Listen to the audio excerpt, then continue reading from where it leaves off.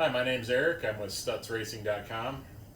One of the many problems that can happen when you get an MB200 is your bike may fall over, you may be going through the trails and you may hit something, and you may break this lever in half. I'll tell you, we get a lot of phone calls for this handle. This handle's kind of hard to find right now. I'm going to do a quick video here and show you how to remove it.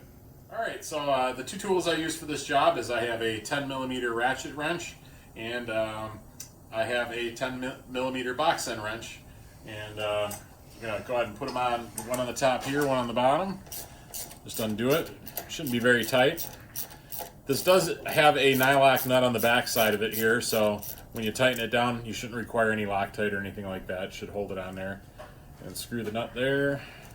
And then what I do is I give it a little wiggle. As you can see, that comes out. Now this is a shouldered bolt, and you have to use this exact same one. If you lose it, you're going to be in trouble. So you take your old one off, and of course I got the new one here. You just slide it in, and you might have to push in a little bit, because what's happening is that master cylinder is kind of pushed out a little bit. So there, like that. Then you get your nut, put it on the bottom there.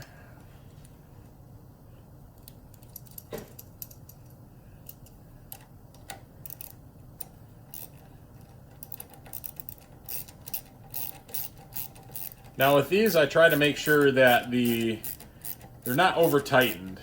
You can over tighten these and you can break them. You just want it snug, just enough to where it's just barely grabbing, like right about like there.